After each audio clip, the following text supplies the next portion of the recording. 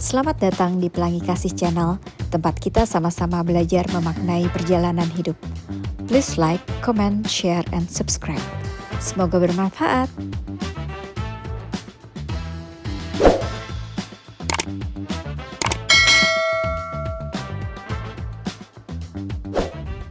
Ide untuk membuat channel Pelangi Kasih ini datang dari keinginan untuk mendokumentasikan obrolan-obrolan kami. Karena isinya adalah obrolan antar teman, sahabat yang sudah akrab sekian lama, jadi diksi yang dipakai adalah gua lo, mohon maaf. Mungkin terdengar tidak begitu baku atau dianggap tidak memakai bahasa Indonesia yang baik dan benar, tapi itu adalah obrolan sehari-hari yang memang apa adanya, seperti obrolan antar sahabat. Sebagai diaspora yang tinggal di Belanda selama 20 tahun ini, kami menemukan bahwa persahabatan ini merupakan suatu wadah bagi kami untuk bisa merecharge baterai, mengilas balik hidup, dan sama-sama belajar memaknai apa yang kami alami dalam perjalanan hidup sebagai proses pendewasaan jiwa. Dan saya pribadi sangat bersyukur dengan grup ini karena berbeda dari grup-grup lainnya. Di dalam grup ini walaupun kami juga banyak tertawa, bercanda, tapi obrolan-obrolan yang kami sharing setiap kali bertemu itu biasanya adalah obrolan-obrolan bermakna yang tidak hanya memberi kesan yang dalam di dalam hati. Setelah pertemuan kami merasa lebih bersyukur, lega, merasa lebih ringan, dan merasa lebih mendapatkan energi untuk menjalani hari-hari ke depannya. Dan ya rasanya itu yang kita butuhkan sebagai manusia dalam kehidupan ini dimanapun kita hidup, ya kan. Harapannya juga dengan obrolan-obrolan yang kami sharing ini, siapapun yang mau menontonnya bisa mengambil hikmah atau mengambil manfaat atau pelajaran atau sekedar penghiburan mungkin. Dan bagi kami sendiri ini merupakan dokumentasi yang bisa kami tinggalkan untuk anak-anak dan untuk kami sendiri sebagai pelajaran hidup. Jadi harapannya semoga bermanfaat. Sepanjang hidup gue, persahabatan itu punya arti yang sangat penting ya. Salah satunya persahabatan membuat gue mempunyai ruang di mana gue bisa mempelajari dunia lain, bisa mempelajari tentang kehidupan lain. Dunia lain maksudnya bukan dunia gaib ya, tapi maksudnya kehidupan keluarga yang lain lah selain keluarga gue sendiri gitu. Dengan persahabatan terbuka pintu-pintu rumah dari sahabat-sahabat gue, di mana gue di sana bisa berteduh, bisa melihat bagaimana mereka hidup, bisa punya perbandingan. Oh, kehidupan keluarga tuh bukan hanya seperti kehidupan keluarga gue gitu. Ada keluarga yang begini, ada keluarga yang begini, ada keluarga yang begini, dan itu memberikan gue seperti membuka cakrawala baru lah, bahwa ada banyak hal yang bisa jadi pilihan, dan orang tua kita bukan satu-satunya contoh bagaimana kita harus menjalani hidup jika kita suatu saat nanti berkeluarga gitu. Itu pertama. Keduanya lagi, gue menyadari sekali bahwa persahabatan itu adalah salah satu hal yang menyelamatkan gue dalam perjalanan hidup gue.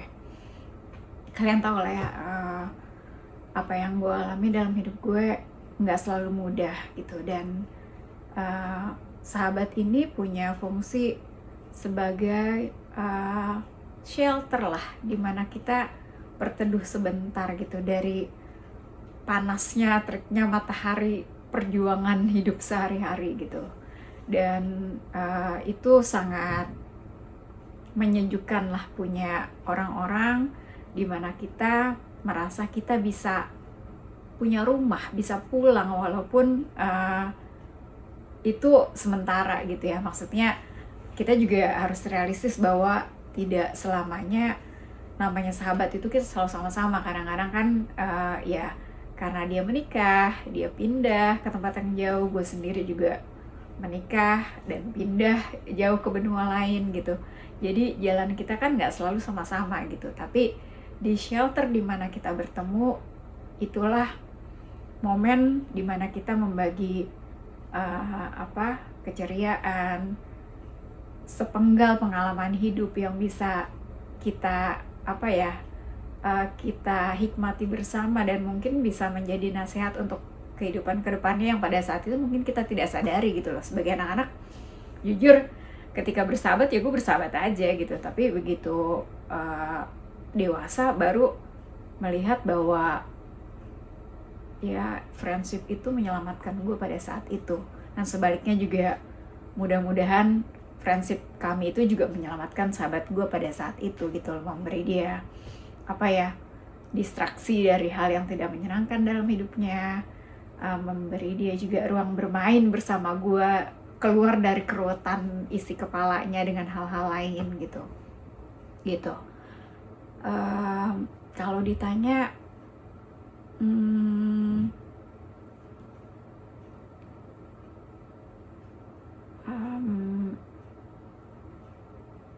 sahabat itu bagaimana, gue ingat nasihat ibu gue waktu gue TK lah ya. Jadi beberapa hari setelah masuk TK tuh ibu gue setiap pulang sekolah kan nanya gitu kan, setiap pulang sekolah, tadi di sekolah gimana gitu, seneng gak, belajar apa gitu kan, terus main apa gitu. Terus gue cerita lah, misalnya gue main sama ini punya teman baru gitu. Terus gue tanya sama nyokap gue gitu kan waktu itu ya, Bu, gimana sih caranya supaya punya teman banyak gitu loh. Karena gue ini orang yang ambivert ya, mungkin tahu istilah itu ambivert, mungkin sekarang ada yang bilang juga itu introvert. Ambivert itu adalah karakter orang di mana dia di satu sisi ekstrovert, di satu sisi juga introvert gitu. Karena gue nggak berani bilang bahwa gue orang yang pemalu gitu. Orang-orang mungkin ketawa, itu sih bukan malu, lu malu-maluin gitu kan. Gue bisa menikmati gitu pergaulan dengan banyak orang, bisa nggak ngerasa malu atau nggak ngerasa canggung untuk ketemu orang baru atau berada dalam kerumunan banyak orang gitu. Tapi ada saatnya juga gue nggak ngerasa mood dan gue lagi pengen sendiri aja gitu. Itulah ketika introvert gue keluar dan pada saat itu gue butuh waktu untuk sendiri aja dan nggak mau diganggu gitu. Justru kalau agak diganggu tuh gue agak ya merasa terganggu lah gitu, merasa annoyed gitu. Nah, menyadari hal itu ya gue waktu itu sebelum sadar ya gitu. Cuma gue tahu gini lah, gue pengen temennya banyak gitu loh. Sementara kalau gue introvertnya lagi kumat kan, ya gue sendiri juga males main, jadi kan minggir sendiri gitu kan gitu. Nah, gue tanya sama nyokap gue gitu, gimana caranya gitu kalau pengen punya teman banyak. Jawaban nyokap gue begini, kalau kamu pengen punya teman banyak, jadilah teman yang baik gitu. Terus gue nanya lagi gitu, orang gue pengen punya teman banyak kok malah gue suruh yang jadi teman gitu kan gitu. Terus nyokap gue bilang, oh ya iya gitu, kalau kamu menyediakan diri kamu sendiri sebagai teman gitu, diajak main sama temannya mau, ya pada saat kamu butuh teman kamu ya teman kamu juga mau diajak main sama kamu ya kan gitu kan, logikanya begitu gitu loh. Ya begitulah gitu. Jadi nasihat nyokap gue itu gue pegang, oh begitu ya caranya ya gitu. Begitu dewasa gue ingat lagi nasihat itu dan kemudian mendapat tambahan insight lah gitu, bahwa untuk punya teman yang baik, sahabat lah gitu ya, apalagi bisa bertahan dalam waktu lama, itu perlu niat yang baik gitu loh. Dan itu mungkin yang dimaksud sama nyokap gue gitu loh. Banyak orang ingin punya teman, ingin punya sahabat, tapi dia tidak menyediakan dirinya sendiri sebagai sahabat gitu. Ngerti nggak? Jadi pertukaran energinya sebetulnya nggak begitu imbang dan datang ke arena pergaulan itu dengan tujuan untuk sebetulnya lebih untuk kebutuhan sendiri gitu, which is sah-sah aja sih gitu. Siapa sih yang dalam bergaul dia nggak mau apa sih istilahnya, nggak mau gue pengen punya teman lah, ya iyalah setiap orang juga begitu gitu. Cuma intensi yang tulus bahwa gue hadir, gue menyediakan diri gue sebagai teman lo, gue menyediakan diri gue sebagai sahabat lo, itu begitu gue lihat gitu ya gitu, dalam perjalanan hidup yang ya udah jauh juga kan, udah tua gue ya gitu ya.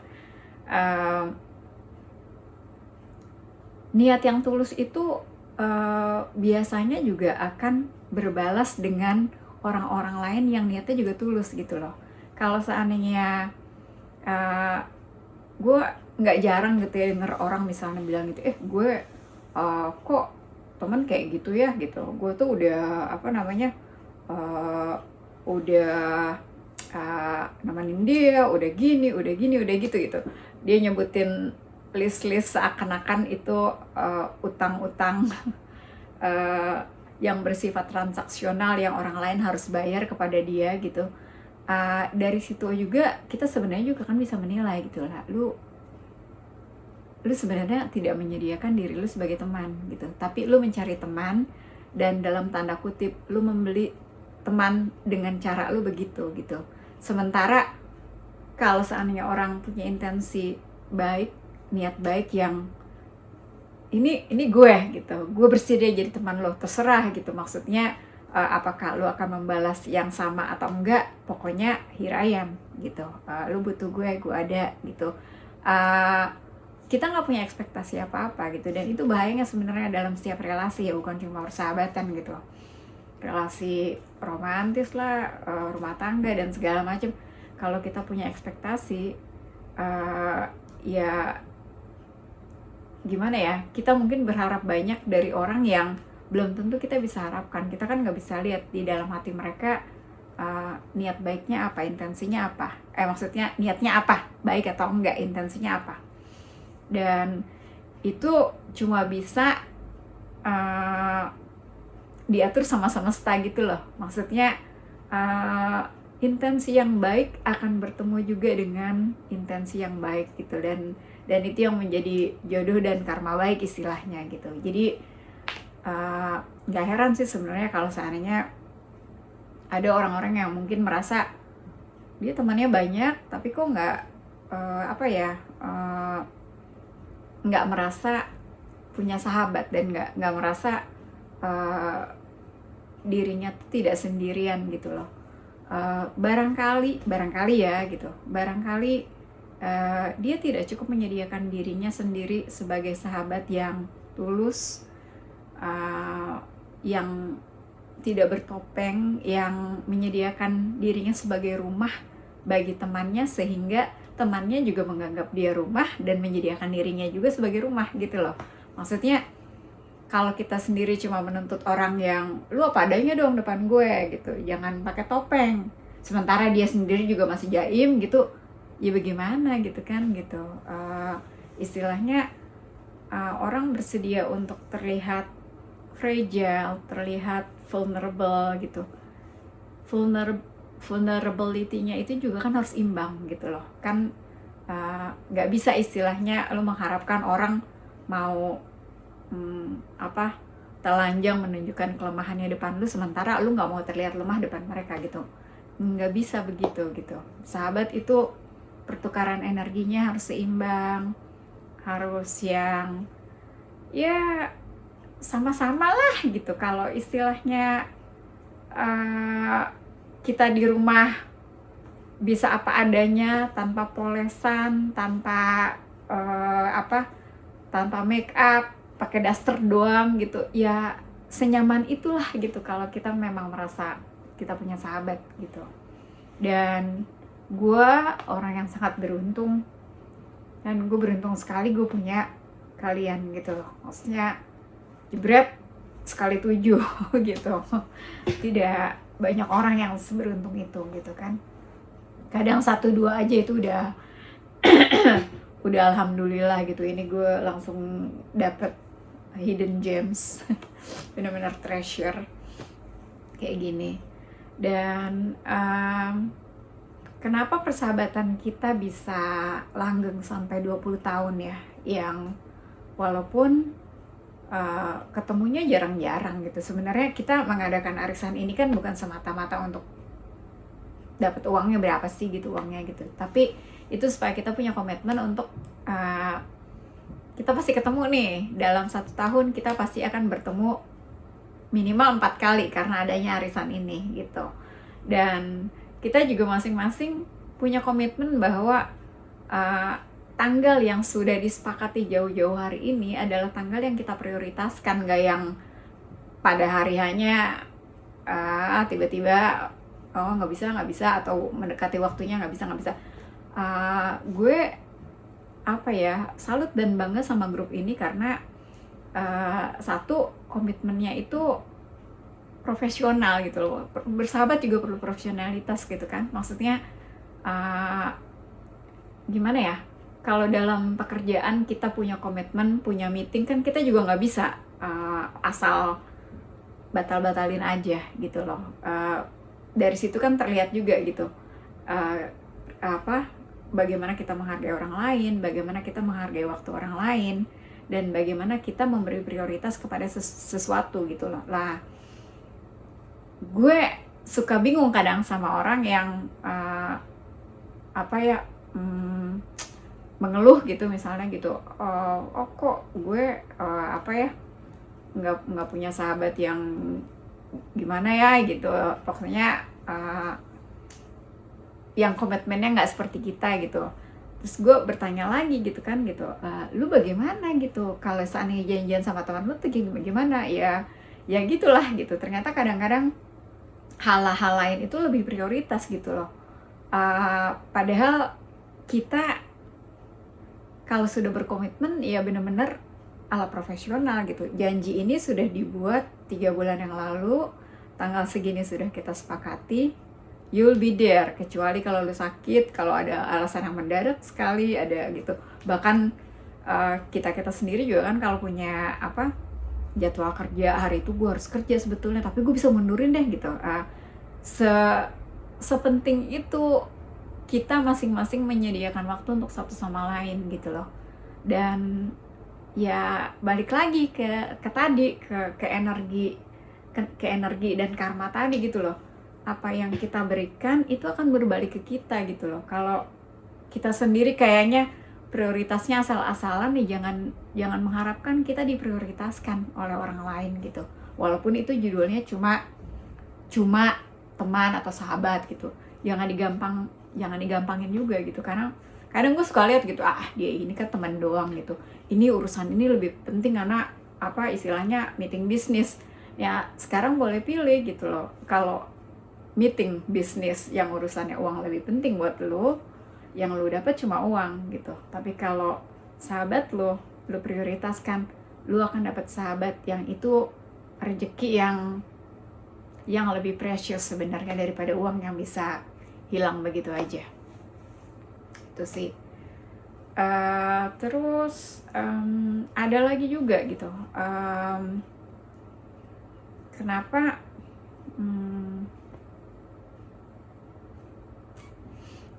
kita bisa bersahabat 20 tahun lebih ya, sekarang udah 22 tahunan kali ya, dan nggak pernah ada konflik yang berarti, ya nggak pernah ada konflik malah gitu ya satu sama lain, meskipun kita secara etnis berbeda-beda ya. Ada yang gue sendiri orang Jawa, lahir besar di Jakarta, terus ada yang mungkin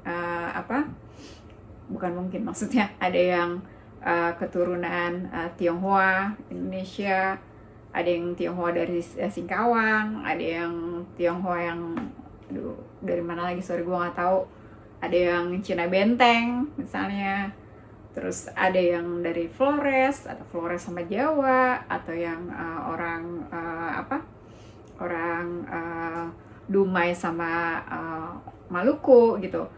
masing-masing dari kita aja tesnya udah beda-beda gitu, dan secara agama juga sudah beda gitu.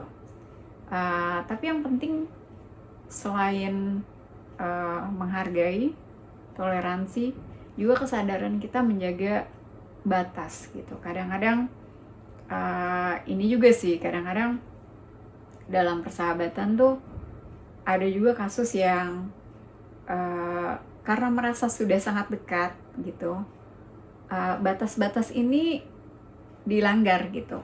Jadi bercanda-bercanda juga misalnya udah kita sendiri karena sudah punya saling pengertian yang sama gitu, masuk aja gitu bercandaannya, tapi tetap aja kita menjaga hal-hal yang yang istilahnya ini batas orang lain, berusaha kita tidak langgar gitu loh. Karena jangankan kita sahabat yang asalnya dari orang lain gitu ya, yang kakak adik aja gitu, maksudnya kan juga nggak bisa gitu barangnya dia kita anggap barang kita gitu, terus tanpa izin kita memperlakukan dia semaunya gitu kan. Itu menjaga batas itu tetap hal yang penting dilakukan, dan itu terjadi sih di grup kita gitu loh, bahwa kita akrab, sangat akrab kayak seperti saudara, tapi juga kita tetap menjaga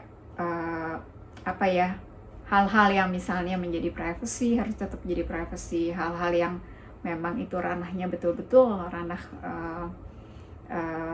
pribadi, kita nggak robos, kita nggak nyebrang. Bahkan kita berdelapan ini misalnya si A cuma cerita sama gue, atau kebetulan di sini misalnya ada Via, ada Agnes gitu, cerita itu tidak akan bocor ke sisa yang lain kalau si pemilik cerita tidak mengizinkan. Jadi kita akan pura-pura nggak tahu, atau ya silakan tanya sendiri kepada yang bersangkutan gitu. Itu bagian dari menghargai dan menjaga batas masing-masing sih gitu. Karena penting ya dalam relasi apapun, kita ini beradaptasi, melebur, tapi tidak hilang sebagai pribadi gitu, dan tidak kehilangan jiwa kita di dalam relasi tersebut, sehingga kita ini nggak ada gitu loh. Ya satu-satu tetap terlihat sebagai jiwanya masing-masing, tapi kita bisa melebur dalam harmoni kan, ya idealnya begitu. Dan ya bukan utopia kalau di kita, memang alhamdulillah puji Tuhan ya itulah yang terjadi gitu. Yang sangat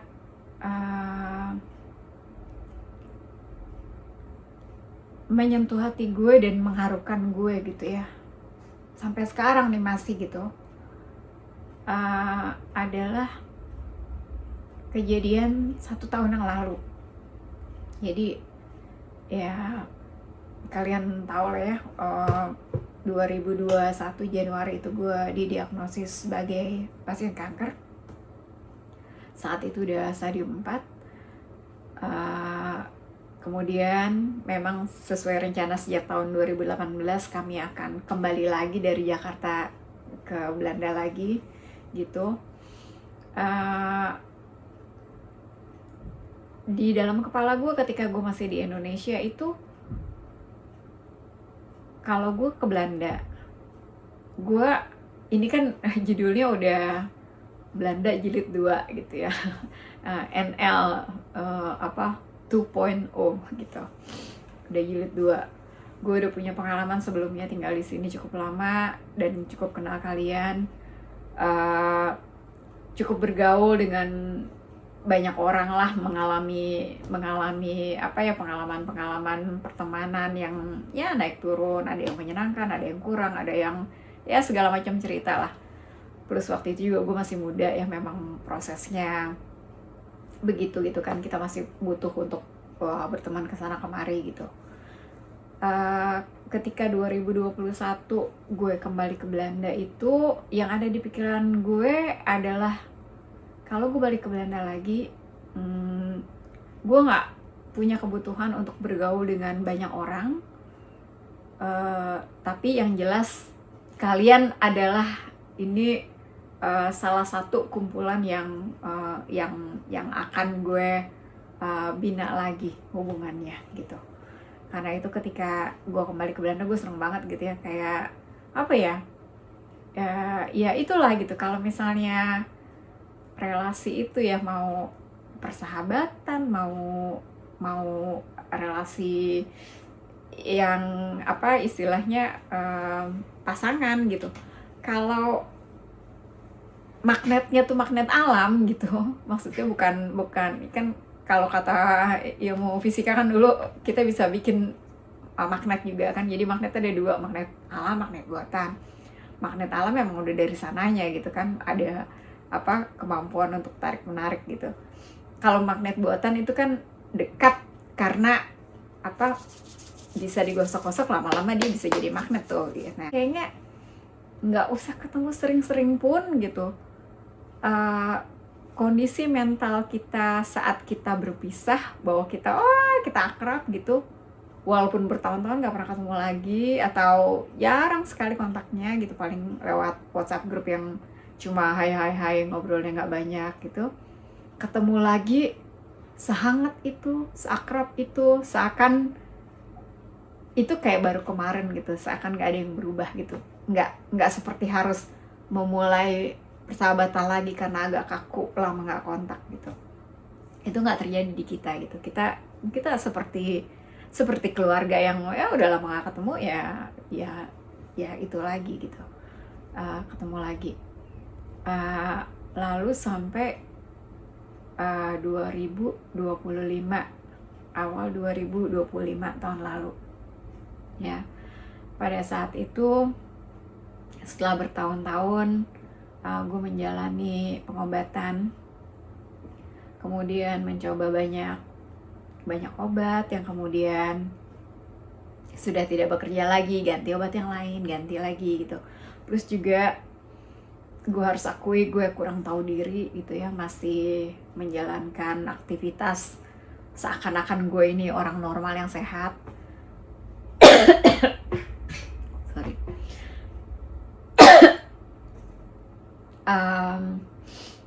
Maka waktu itu kondisi gue drop dan dokter bilang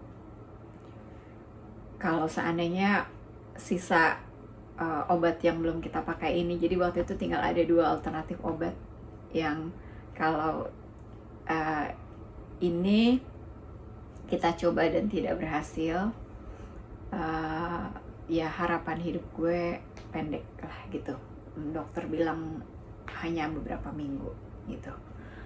Dalam kepanikan itu mungkin ya, karena gue juga udah drop segala macem, suami gue mungkin kalian ya itu gue nggak tahu loh, jujur gue nggak tahu gitu, karena dia tahu gue bersahabat sama kalian gitu. Jadi dia kabarin keluarga gue yang di Indonesia, terus juga kalian gitu, karena kalian sebagai keluarga sebagai sahabat juga dianggap saudara, dikabarin. Dan kalian datang mendoakan gue bergiliran, bawain makanan, pengurus gue.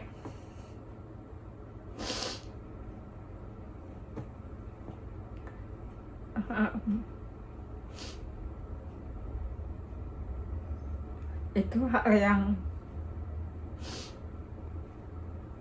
sangat gue syukuri, dan gue berterima kasih lah gitu sama Tuhan, sama kalian, sama Tuhan yang mengetuk hati kalian gitu untuk menyalurkan cinta kasih ke gue.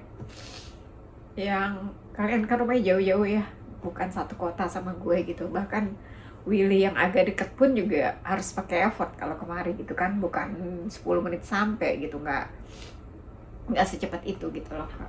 Minimal kalian butuh lebih dari setengah jam, bahkan mungkin Willy aja mungkin 40 menitan kali ya untuk sampai sini gitu.